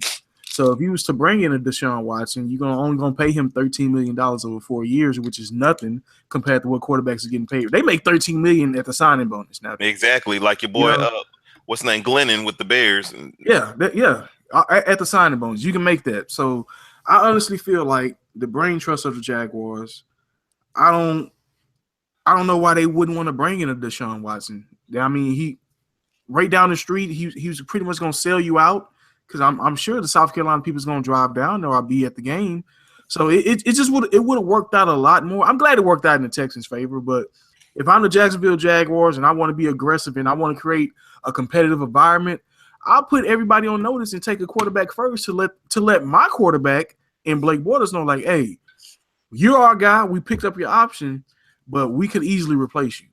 Yeah, well, their loss, our game. So hey, I chalk that as a dub in our opinion, because when I saw Deshaun Watson fail to us, man, the smile that came across my face, because all I remember is seeing him in that national championship game and the poise and the skill and the determination. I mean, it was just beautiful. And I just I kept telling myself, oh, if we can get him, I'm telling you, he can really change this. It's like the Texans had a redo. You know what I'm talking about? Because we could have drafted Vince Young that year, but you know what? We didn't. We got Mario Williams. And not trying to say that Vince Young would have been the greatest quarterback, but he had the potential. He had a coach that gave up on him, Jeff Fisher. Exactly. If Jeff Fisher didn't give up on Vince Young, he still would have been a relevant quarterback because he had the skill. And the Texans could have had him. But now, guess what? We finally got us another quarterback that just showed up and showed out at the national championship game. And I feel like he's going to be the type of quarterback like a Dak Prescott, like a Russell Wilson, a type of Teddy Bridgewater, a type of quarterback that can come in right now and make a change to your organization. I think he has that type of skill, and I think he has that type of determination, because once you get a quarterback that's determined, that's half the battle right there. When you have the confidence as a quarterback, I'm telling you, go far. Look at Russell Wilson. No, had determination to be, because look, picture this. Russell, the Seahawks, they had got Matt Flynn. Matt Flynn was balling with he had those 3 games with the Packers. He had that one game. He had the one game, but he had that one game. That's like 3 games with touchdowns though. Shit. Well, he had 6 touchdowns, but the thing is, he had good flash moments that you thought that he was going to be a good, legit quarterback for the Seahawks. Russell Wilson comes in. What does he do? Determination that I'm going to be a starter. Beats him out. Same with we were just talking about Bridgewater. Look at the situation he had to go through, and look how he showed up. Dak with Romo, and look, I'm not gonna try to say that. What's our quarterback? I can't think his name to save my life. Tom Savage, come on. I'm not trying to say Tom Savage. No. Listen, this is what I'm trying to say. Tom Savage is not the type of quarterback like a Romo or a Matt Flynn or something like that. But Tom Savage, it's like, man, I waited my time to get the starter position that I've tried, to show enough where people were like, the Texans, like, you know what, we're gonna try to run with him. Now I have to compete with Deshaun Watson. I'm gonna like that quarterback, controversy going on right there. You know what I'm talking about? Yeah, it may not be the same type of skill level, but the competition is going to be there, and I'm gonna like that. Oh yeah. I love it too, man. I got no problem with competition. I mean, it's kind of like you got 2 Spanish teachers, okay? Oh, Lord. One just got to the school, one been at the school, but one just never actually taught, so you don't know if he can actually communicate with everybody. But the Spanish teacher that was in college, shit, he was one of the best fucking Spanish teachers of all time. Yes, sir. So Tom, he already know the language. He know the language to the offense. He should be able to come out and execute, but he has to stay healthy. And my number one thing is, if Deshaun Watson was to start at some point, I want him to earn the starting spot versus giving it to Savage losing it. Because if Tom loses it, that's going to be a disappointment. Because I honestly do not want to see number 4 on the field in the regular season unless it's an emergency. Unless we got to break the glass and whip him out. But I want Tom Savage to start all 16 games. Whatever it may cost. I want to see him for 16 games, but the reason I want to see it, contract year. I'm huge on contract year players because I want to see what you made of. Because there's no guarantee you're going to have a contract next year. If contract year, Tom Savage can't come out hungry, then that's another failed draft pick. And I understand he's only a 4th rounder, but it's still a concern because this is the first quarterback you took in the Bill O'Brien area. He had 3 years to prepare for this moment along with the offseason, and he's going into training camp as the number 1. If he still can't secure this job after 4 years of all that bullshit, he don't need to be a Texan. Man, I think the fans of Texas are going to call for Deshaun Watson. And they may off height, but at the end of the day, nobody should want to see him right now because he still has he hasn't taken a snap from under center. You know, I think that's a big concern. And the 17 interceptions, that's a pretty high number, although Jameis Winston did have 18 while he was in college also. And it was a lot of mental errors. I don't think his completion percentage was as high as it could be. A lot of people talk about the velocity on the ball, that he had one of the weakest arms in the draft, which is true. But that's also because he holds back and he's a very accurate passer. So he don't just go out there and fling it like he Ryan Mallett trying to take the goddamn goalpost down. But let's talk about Deshaun Watson for a quick second. Now think about this: when a lot of those balls, a lot of those interceptions that I've saw, a lot of them wasn't his fault. It wasn't his fault. I want to say at least.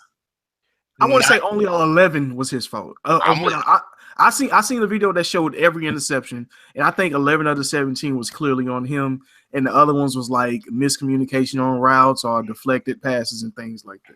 Well, reason why I'm cutting for Deshaun Watson is because I'm a Clemson fan, and from what I've seen from him is he has the poise to be, I'm not going to say a great quarterback, but I think he can grow to be a great quarterback. And I think he has the necessary weapons around him right now to make a noise.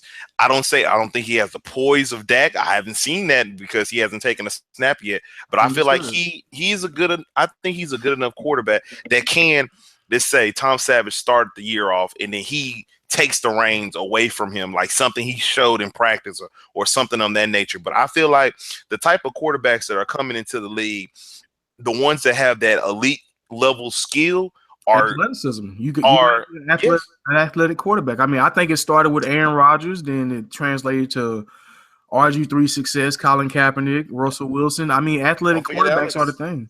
Don't forget about my boy Alex Smith, even though he's not as raw as these other boys. Yeah, whatever. But yeah, I mean, yeah, I can agree with that, man. But I like Deshaun Watson. I don't want to see him, and he's not even the favorite player that they drafted, at least for me.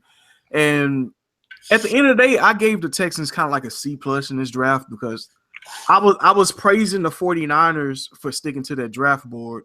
But anytime you lose draft capital, it's a loss, you know. So next year, you're pretty much going to be missing out on 2 top 60 players. Mm-hmm. You know? So that could eventually hurt you in the long run. But also, that is less people for you to pay. So you don't have another first round you're going to have to pay down the road, and you don't have another second round you're going to have to pay because you're going to be forking up a lot of money to Clowney, Bernardrick, and all the other players that may be successful. But I think Zach Cunningham was probably the steal of the draft. Just having a linebacker that can actually cover. I think it was my favorite pick, like hands down, because he gonna fill in for what's his name? Not even just Brian Cushing, but look at Bernard McKinney in that Patriots game. I mean, not James White, but what's his name? Was it James White that scored on, or was it Deion Lewis? It was James White. One of those scat backs had, I think it was Deion Lewis because James White went off. Oh no, Deion Lewis did. Yeah. I was Deion Lewis like 3 times. Nice yeah, he had that nice move on our behinds. Yeah, so having 2 linebackers that can't cover, I think that always killed us because I mean I remember Bernard McKinney's very first preseason game I went to. I seen the 49ers attack him 3 consecutive times on the same play, and they end up scoring eventually. So I always knew that his pass coverage was going to be an issue, and Zach Cunningham ran just as fast as Deshaun Watson, and Rick Smith was on record for saying Deshaun Watson was the best athlete that he's seen in the draft. If this guy's just as fast, then what kind of athlete is Zach Cunningham? You know, and he led the SEC in tackles the last 2 years, and he also led the SEC in missed tackles. That means hustle. I mean, if you're gonna be the first one to the ball, regardless if you miss or hit, it's not a good football team as is. So it's not like nobody else is gonna clean up. It's you or nothing. So just to have that kind of linebacker that wants to make plays and wants to pursue the ball and can cover, I think on attempts thrown at him over 20 yards, he only gave up 4 completions his whole career. 4 completions of 20 yards. And I seen McKinney get his ass blasted for 20 yards twice in one game. That is amazing. And that's why I think Zach Cunningham is going to be the best pickup for the Texans. And like we was talking about Deontay Foreman a little bit earlier, just having that 1-2 punch, having a running back that can go out there and finish runs, or a running back that's 235 running a 4.45. Are you fucking kidding me? That's fucking blazing. That's yes, sir. Blazing. That's about the same that Lamar Miller ran at like 210. 25 pounds on this guy. And he was actually he's the fastest running back that weighed over 230 pounds at 4.45 easily. Like he blew everybody else away. And I think he's going to be able to come in and make a good impact, because we've had a lot of running backs come in their rookie year and make impacts, from Steve Slayton, Dominique Davis, Alfred Blue first, who starts as a rookie, 150 yards. Arian Foster, his rookie year, he came in, rushed for 100 yards twice. So we've had rookie running backs come in and make plays. Even Tyler Irvin had a huge kick return in the Oakland playoff game. So running backs can come in and make a lot of plays, and I think he'll be given the opportunity, especially with his size. And I'm hoping that this lights a fire under Blue.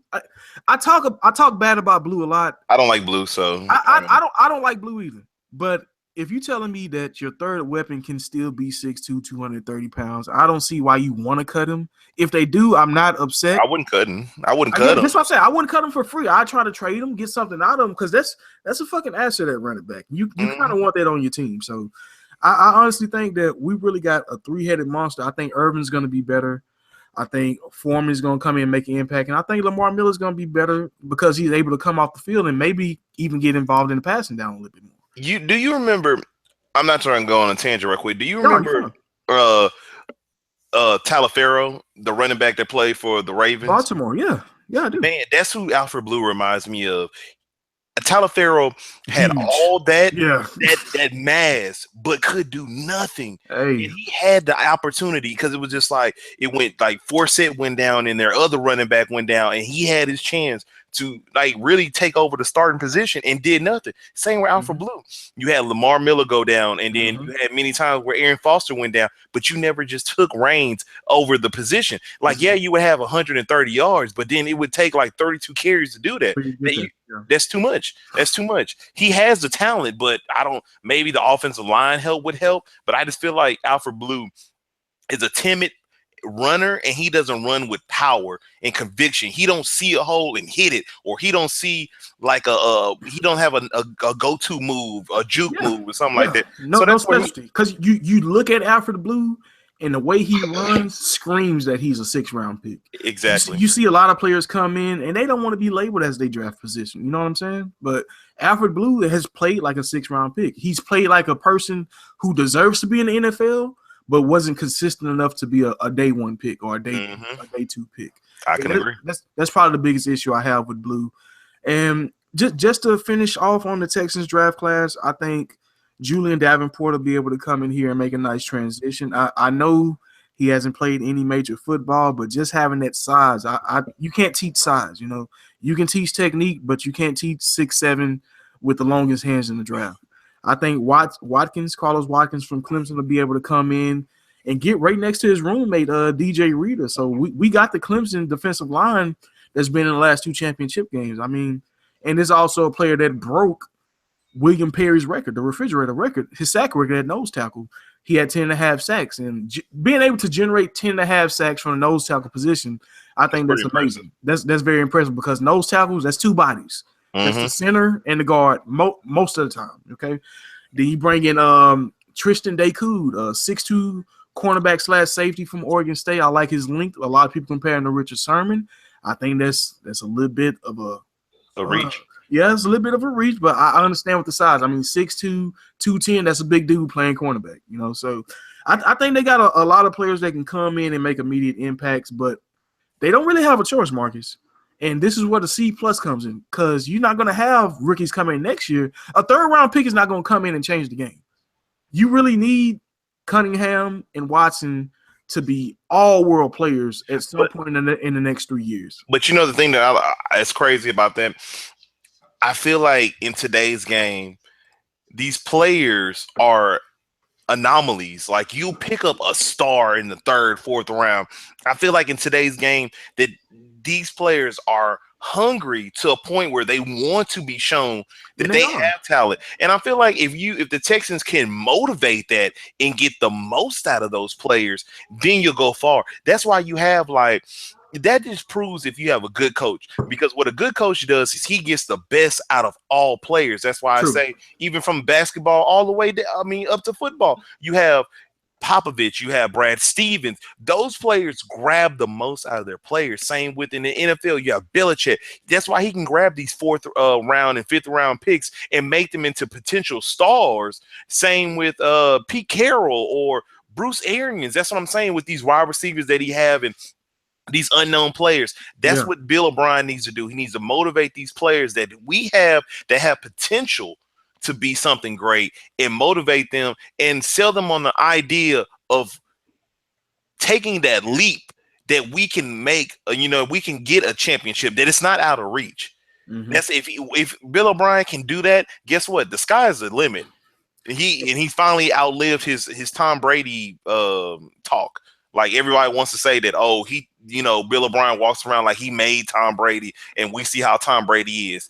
Get from out of that limelight, create your own, I guess, story, your own narrative. Like, because people still want to, doubt you that you're a good coach. Well, I think you're a good coach. Now it's time to prove to everybody else that you're a good coach. I mean, he really don't have a choice. I mean, at the end of the day, this could either be the greatest or the worst 30 for 30 story of all time. Because you could have a franchise that could end up taking a high school all-star who has all the Georgia State records as far as passing and any offensive records, then goes to Clemson, beats Alabama, the great Alabama, only loses 3 games in his entire career, and then you draft him in the first round and he may lead you to a championship.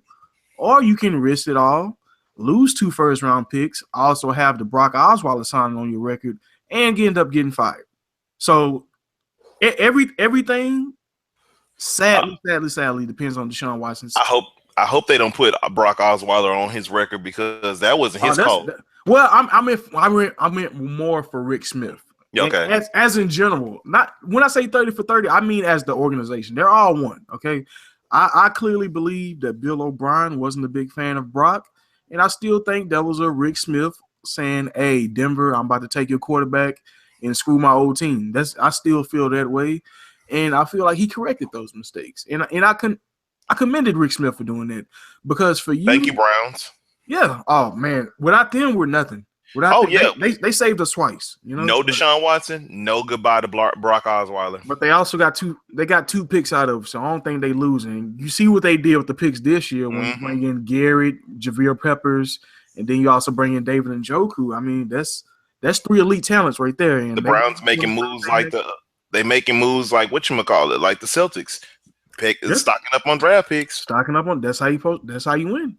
That's how you win this league. Well, let me hold on, pause. Not the Celtics, the Sixers. Let me correct myself. I don't want to give them no Celtics call, because the Browns have been irrelevant, just like the Sixers have been irrelevant. But the Sixers did what? Build up on draft picks. Yep. Now they have potential. Same with the Browns. There we go. Man, any other team that kind of impressed you in the draft? How did Chantel feel about what the Cowboys did or anything like that?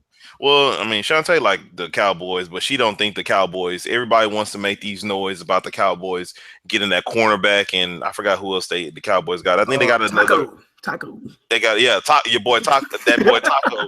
I mean, hey, if he ends up being well, they could have his theme can be like a taco dance or something. Like he's just walking like in the salsa or something. But you know what? I don't know. The Cowboys, I just feel like the Cowboys are going to lack on defense. The thing that they need, the thing that could solidify them in being, I guess, sustainability was the defense. And they kind of just let some of their pieces go. Not saying that those pieces were like major cogs, but they kind of gave you something that you don't have anymore. And I don't feel like what you got in a draft or what you may pick up in a free agency or something like that is going to replace what those players gave you. And I really think the expectations on the Cowboys are going to be so high that I don't personally 13-3. Oh, yeah, man. I don't personally think that Dak and Zeke are ready for that pressure. If they show up and show out, then hey, you know what? I won't talk about the Cowboys no more. But I personally think that those two players, being sophomores go through that downward spiral. I feel like they can't go through that. So, man, it's going to be tough. And then the Giants, you know, the Eagles made their moves. The Redskins are good on defense. So, hey, man, I don't know. All right, gonna be tough, man. Gonna be tough. You know, man, before we get out of here, we'll just touch base on something that just happened recently. You know, they had LeVar Ball on Colin Cowherd. And it seemed like him and Christina Leahy got into a little altercation to where she felt like he didn't respect women. And I think the thing got all overblown, but that just could be my side of it. But how did you feel overall about listening to the interview and seeing what she and also what's the other guy, Jason Whitlock, had to say about LeVar? Well, you know, personally, I'm a enthusiast of radio talk, so I'm always listening to NBA radio or 83 Fox Sports Radio on 83. So I'm always listening to Undisputed, First Take, The Herd, Speak for Yourself, all those shows. I'm always listening to it. And me and you, we have a podcast, okay? So we can say whatever we want. Free medium. It's me and you. It's our opinions, whatever. Right on. I listen The Herd enough times where they will give LeVar Ball credit and then also knock him. Also, in the same sentence. Yes, but she was also on Speak for Yourself. She's on there with Colin Cowherd, Jason Whitlock, you know, Chris Broussard comes on there sometimes, Chris Carter. But the thing is, she was on there and they took one quote that she said about how he raises kids and how he just looks like he's a hard dad and they're scared of him and stuff like that. Her opinion, her show, whatever. I don't have a problem with her saying that because a lot of us were saying a lot of these crazy thrown off things about LeVar Ball behind closed doors. Hers were just out in the public. So for him to come on, she at the public stage. Yes, for him to come on her show, and I don't care what nobody says. I don't care even if she wasn't white, if she was black, and she said the things that she said, it's her show. He disrespected her. I don't care what you say. For you to sit there and say, I'm not going to talk. Yeah, I know she kind of flipped some of his words around and did the whole reporter thing. She flipped a lot of it around. Everybody wants to call it the white thing. I don't personally take it as a white thing. I call it the reporter thing because Colin Cowherd, he does that too. He does it all the time. That's what I'm saying. It's just kind of the reporter analyst kind of thing. It's kind of, let me poke at you to see if you can, to react, to get a story. But he was I say that he was disrespectful because I took it as you're on his show, you're on their show. They're giving you stage. That giving you the platform to say whatever you want to say, to do whatever you're doing. And for you to go in there and say, I'm not going to look at you, give you eye contact, and to say, stay in your lane. And she tried to defend herself because I don't care what nobody says. She has said multiple times on the route that she feels like he should take with, you don't want to shit on companies that you may need later on with Nike and Adidas and things like that. You don't want to burn you don't want to burn no bridges. And on top of that, she says with those companies, you want to market to everybody and you don't want to just isolate everybody off. And what he did was he isolated. I don't care what he says. He's saying he's not making this for women, for one thing. Yeah, that's like saying chicken only for black people. That's he said that. And on top of that, we've seen LeVar Ball also say that his clothes are exclusively for ballers. Most of us regular people can't afford a $500 shoe, let alone a $225 LeBron James shoe or $160 Curry shoe or something like that. I'm telling you, it's called rent. I just don't. Yes, exactly. I just feel like he disrespected her and the show by putting on the act that he did. Because guess what? I would tell people all the time. Listen to if a TO goes on a show with like Skip Bayless and Shannon Sharp. Skip Bayless talks about they grill him. They grill T.O. all the time in his face and off camera, but T.O. never overreacts. T.O. never shits on anybody. He never gets on ever. He never He gets his point across though. Exactly. It's all about getting your point across. And that's the thing about LeVar Ball that I don't like. He doesn't get his point across. People want to champion. I'm all for you representing your son and you doing the whole daddy thing. It's all well and being. But guess what? There's a way to do certain things, and it's a way to talk to certain people. When you start blaspheming that you could stop Michael Jordan from scoring 10 points and you saying your son is better than Curry and your kids are better than LeBron's and stuff like that. It's like it's headlines, man. It's you crazy commotion. I see what you're doing, but what you're doing is you pissing a lot of people don't see it though, Marcus. A lot of people don't see that it's all a marketing scheme. It's all about what's the next quote I can come up with, what's gonna be trending. And what's gonna get everybody talking. And he get everybody so riled up. She making him more famous than what he should be. Exactly. And and honestly, they were talking about today that, Colin Cowherd, I mean, after, talking about it on different stuff, that they don't like what he did. They don't mind him coming back on the show. They talk about stuff, but they don't feel what he did. And who's that helping? Him coming back on the show, who's that helping, bro? That's helping ratings. And it is what it is. It's the type of society we live in. Well, what's the new story? Colin even went on a tangent saying like it's not like we requesting them. We only going off what the clicks say. So we the people are requesting LeVar Ball. Exactly. Everybody is upset at him, and everybody is playing right into his hands. I still defend LeVar because I have no problem with a father being a father. Because in today's society where parents don't even want to be parents anymore, I got to commend him in some type of way. Does he take things too far? Way too far. Way too far. Sometimes he comes off as an arrogant asshole that I don't even want to hear talk, but he's doing everything for his brand. Can I ask you? Hold on? Let me throw some right there. It's like the Charlemagne effect. We all watched Breakfast Club. Charlemagne was a jackass for literally the longest time we known Charlemagne. He kept us talking, kept us tuned in. Then all of a sudden, guess what? Charlemagne became Charlemagne himself. He doesn't business people anymore. And I'm just like, yo, LeVar Ball is playing the game, which I think is beautiful, but I just can't believe people just can fall for the sauce. That's what be pissing me off. They falling for it because as long as people talk about it, every time somebody write a post about LeVar Ball on Twitter, Instagram, Facebook, it's going to his Twitter, it's going to his feed. It's counting for his trending numbers. And we keep allowing him to be trending. And this the thing about LeVar Ball that gets me, because I feel like every business has to have a bad guy. Action movies wouldn't be good without bad guys. NBA, most people hate LeBron. Some people hate the Warriors. You got to have a bad guy. This is the new bad guy that the NBA kind of need. You kind of need that person to hate. And there's no better team for him to go to than the Lakers. Is no more NWO team than Lakers basketball. So, like I say, he's very disrespectful. He comes off very disrespectful, but I understand what he's doing. He's promoting himself. He's promoting his brand. He's trying to set up his kids to be better off financially pre-draft than most athletes will ever be in their life. And I think he's doing a damn good job. I mean, when you able to bring in a profit of $150,000 without signing a major contract with Nike, Under Armour, Adidas, anybody out there, and you still able to provide income for your family, you're doing something right.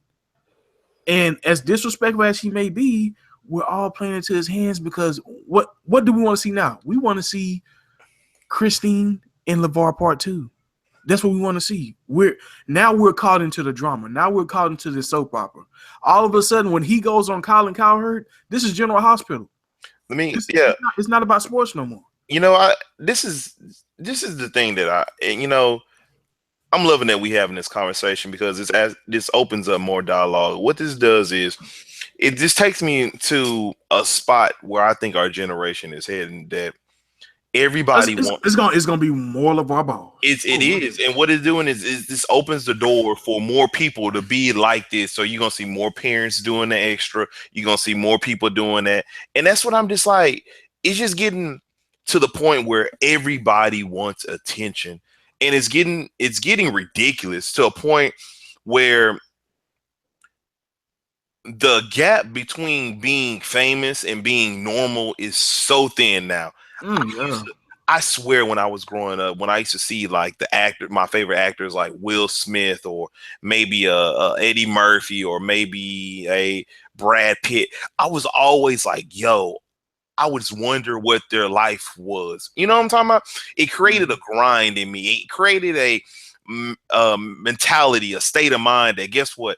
I'm going to grind to be in that situation. Now it's getting to a point where that private life or that glitz and glamour that we didn't know is gone. Yeah, we literally have access to everybody's daily life, so we can see what you're at doing our fingertips. And we finally see that these actors and these athletes, they're just some regular ass motherfucking people. And guess what? You have those people who are not creating dreams anymore, chasing anything anymore. No ambition. It's gone. Everybody's become complacent. Everybody is fine and just being easy way out. What's the easiest way out for LeVar Ball? Him making these shoes was the easiest way out for him versus trying to negotiate with an actual company. Exactly, and then trying to create a branding and blowing it out. That's what I'm just like. I mean, it is what it is. You know, this is where society is heading. Hey, it is what it is. But I mean, I feel like the way that we head is clearly heading to a downward fall because things are not private anymore. Like hasn't been for a long time. And let me tell you like this, DeMarcus, and this what this reminds me of. Let's think about this. 10 years from now, a president, a new up and coming, candidate is coming in the Democratic Party. He's running for president. Guess what? Smear campaign. You got Snapchat that he didn't probably have from literally 20 years ago. That shit that he recorded that shouldn't have been seen because he was being young, making dumb decisions, being brought up. Boom. That knocks you from being great. I feel like it's like people want to have their privacy out there so much that I feel like it's going to ruin you in the long run. Like you have so much dirt on people nowadays that you can't get away with nothing. Literally, and if you tweet something, you better not delete it because somebody most likely screenshotted it. Exactly, it's the Bow Wow effect, and it's so funny because when Bow Wow got caught lying, talking about he in first class. Guess what? Someone caught you lying. That's what I'm saying. Then he got mad. Then he got mad about it. Exactly. It's like you lied. That's like you cheated. You lied. It's like you cheating on your girlfriend. Guess what? It used to be hearsay, she say, because her friend would say, "Oh, guess what? I saw Marcus in the club. He was all up on this girl." Oh, girl, I don't believe you. My husband wouldn't do that. Nowadays, you got camera phones, you got videos, you got all that busting everybody. That's what I'm just saying. Oh, girl, look at this. Look at my Facebook Live. Yeah. I'm telling you, man. I'm telling you, this privacy that this route that we heading in general is just, I don't know, man. It's crazy. This new generation is attention whores. And yeah, man. I honestly feel like most people would trade in their high school diploma for 100 likes. I can believe it. Like they're serious. If it's gonna lead to that much attention, education is not important no more. I mean, people are whores for notifications, but don't want to pick up a book. When the last time somebody went to the library? Like you barely see kids go outside to play anymore. They most likely stand inside on their video games. Everything is slowly changing, and it's hard to keep up with the times because technology is at your fingertips. It's 2-year-old, 3-year-olds that know how to do hair, and they got their own accounts, and they trying to open their own business at such a young age, and their parents are pushing them to be great, but they're not allowed to be children no more. Like we had the opportunity to be kids. We went to school. We had our X amount of time outside. We had an X amount of time with the game, but we can't stay on the game all day. Yes, sir. You got to cut that shit off. My mom used to come in my room and feel the back of my TV. If that shit hot, I'm getting my ass whipped. Man. So it's not like that no more. Yeah, kids can't be kids anymore, man. The kids, it's like parents are living off their kids now. It's kind of to the point where they're pushing their kids to do that. To do what they couldn't do. Well, we went through 2 different topics that man did. I just was not thinking we was going, but hey, man, that was good conversation right there. No, it's fine. I mean, it's things that's out and open that don't get discussed enough. Like LeVar Ball, as good of an example he is for parenting, he has to be a better job. He has to do a better job saying the right things and setting the right example for the parents that's down the road. Because if the next dad comes on Colin's show and disrespect his co-host, they're gonna shut down the interview. They're not gonna continue to let like, oh man, shit, LeVar ain't talk to you. I ain't got to say nothing to you. You're not my friend. You can't have those type of things. And like I say, as good as it is to have a bad guy in the NBA, you want to be bad for funny reasons, not for all the wrong reasons, because he really did show a negative side to his character that's eventually going to hurt that brand, especially if his son doesn't produce in the NBA. And that's who he putting all the pressure on. If as soon as he get dunked on one time, it's over. Boy, I'm telling you, man, don't let that nigga struggle. Don't let him get struggle, and don't let him struggle and get hurt. A bad game. Yeah. Oh. Man, don't let him struggle. Don't let him pull a Ben Simmons. Don't let him pull a what's his name that they just got drafted last year from the Lakers. They number one draft pick. I mean, not they number one, but you know what I'm talking about. Ingram. I thought he was healthy for a majority of the year. No, that's what I'm talking about. But he wasn't doing that. He wasn't good. Yeah. Nobody was talking about Brandon Ingram. Yeah. You better come out looking like Karl Anthony Towns or some shit. Like I'm telling you, if he folds. And the thing about it is that really be ticking me off that I don't understand. LeVar, I don't mind you just talking, getting your attention. You say the most outlandish shit. Like it's not gonna piss people off. You saying that your son is better than Curry. Do you not think Curry, when he plays the fucking Lakers next year, he's not telling the fucking OKC team? He reminds me of a boxing promoter. That's what he's a promoter. I don't think of him as an agent. I consider him a father, but he's a promoter at the end of the day. He's out to promote his business, promote his brand, and say the most outlandish shit that's going to get played on the internet all day. I see the scenario, man. I'm telling you, DeMarcus, I see this on SportsCenter. LeVar Ball like really hyping his son up, and his son is getting shitted on by the lows of low teams. Like I'm telling you, motherfuckers is bringing a fucking game. He is setting his son up for, I kid you not, I've never seen this much hype since LeBron, and I kid you fucking not. What other player coming out of college got that much? Kevin Durant, when he came in the league, he didn't get that much hype. When your Kyrie Irving, John Walls, all these people, no one had hype like this nigga Lonzo has right now. And if he does not perform, that's the thing that's why I always give LeBron James credit, because guess what?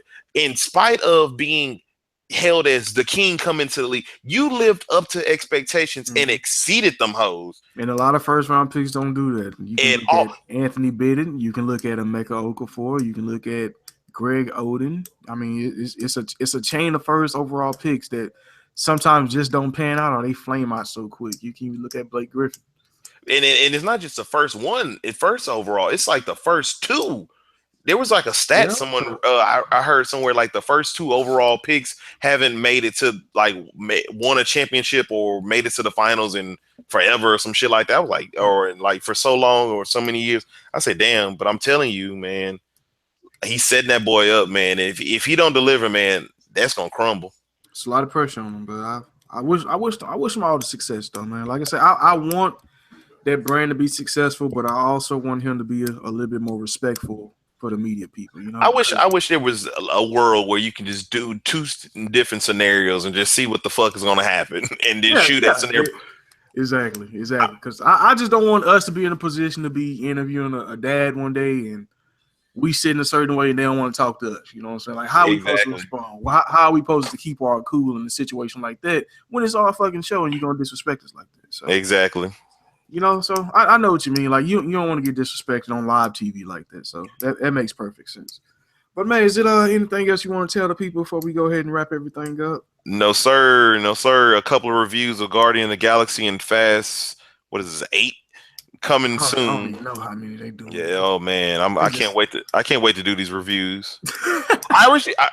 Honestly, going in, to make this real quick, going in, I would think I would like Guardians of the Galaxy 2 more than I liked Fast 8, and I really enjoyed Fast 8 more than I enjoyed Guardians of the Galaxy. There was a lot of hype behind Guardians, man. Man, I'm just kind of sad to hear. I can see some people liking it, but personally, I'll break it down where people understand my side. All right, man. We're gonna have the review coming to you soon. As always, you can find us on Facebook at the Fish and Grits page. We are on Twitter at Fish and Grits 713. If you want to contact us, if you got any questions or anything, feel more than free to jump in the inbox. We'll get right back to you. But as for now, this has been Fish and Grits, and you guys have just been served. Y'all enjoy.